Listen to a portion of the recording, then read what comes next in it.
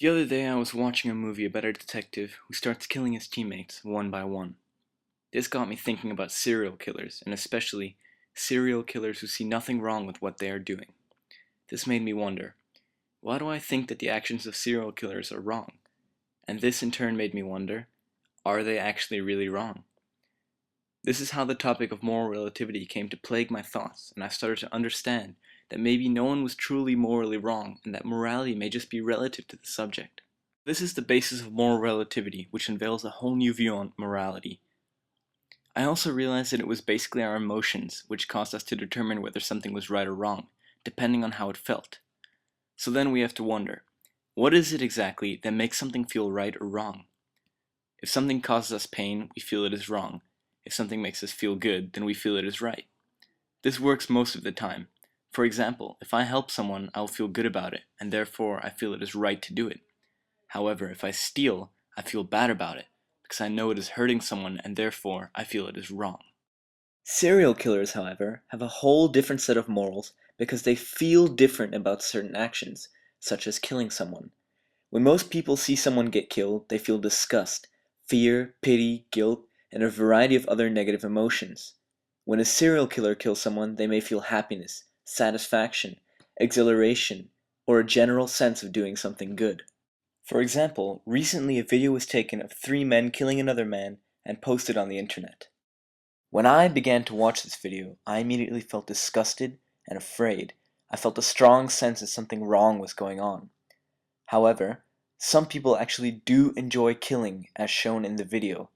In this sense, these actions cause different emotions in me versus the murderers.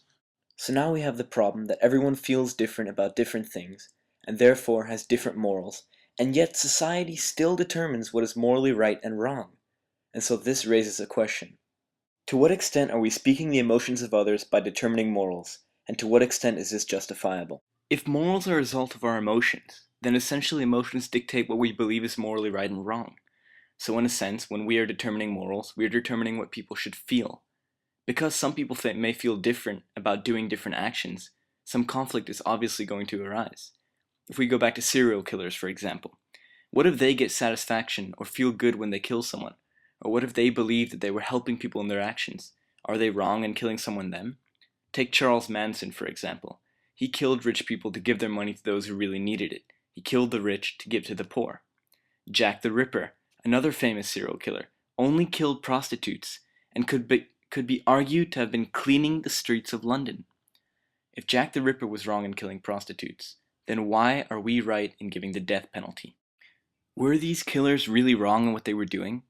We say they are wrong because their actions go against our morals, and our morals essentially say that they should feel wrong doing these actions. Serial killers, however, do not feel wrong killing someone. So then we have to wonder, why do they feel different?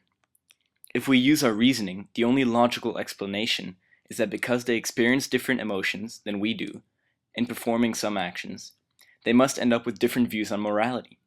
And this relates back to the idea of moral relativity. Essentially, we are now trying to speak the emotions and determine the morals of people who have different morals and therefore feel different emotions. How is this even possible? Like I said before, if we determine morals, then we are essentially telling someone how to feel about certain actions. To people who feel different, this is obviously unfair. For example, telling a serial killer that he should feel bad when killing someone is like telling us that we should feel good when stealing candy from a baby. To us, it makes no sense, but to them, it does. This means that we are assuming that everyone should be the way we are and have the same emotions as us. Try and imagine a society where it was morally okay to kill someone. Everyone else believed it was okay and felt no bad feelings when they ended someone's life. Suddenly, you are thrown into the society and asked to kill. You may do it, you may not. Most likely, if you do it, you would feel very bad about it. Now imagine you are a serial killer who is thrown into a society where it is not okay to kill someone. A society like our society. Think now, are we justified in determining that killer's morals? Essentially, the serial killer is wrong in our society, but right in the other society. So once again, it becomes a relative thing. We could now say that the killer is right or wrong depending on the society he is in, but essentially, a society could be a society of one person, and for that reason, the killer is morally right. If we look at the ancient Aztec civilization, where ritual human sacrifices and suicide were practiced, we come across yet another set of morals. In the ancient Aztec civilization, killing someone in sacrifice did not bring about negative feelings because of the religious connotations behind the act, and was therefore considered morally acceptable.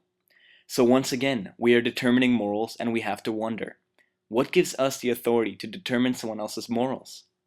Since morals depend on a variety of things like emotion, religion, teachings, etc., how can you determine what someone should believe?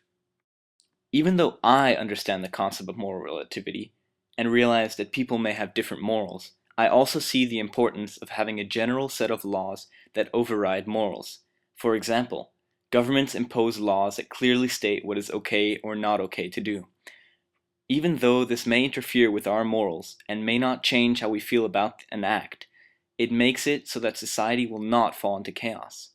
I, for example, believe in Christianity, and for this reason, my morals are based on Christian values. This gives me a sense of right and wrong and allows me to be part of a society with morals similar to mine. I also, however, understand that there is a difference between being morally wrong and being lawfully wrong. For this reason, there can be some misunderstandings about what you actually mean to say. Language becomes very important because a simple statement such as, "you are wrong to steal," can have two very different meanings. On one hand, you are saying that the person is wrong to steal by law, and that they can be punished for it. Even though the person may feel okay stealing, and be morally okay stealing, they are still wrong by law.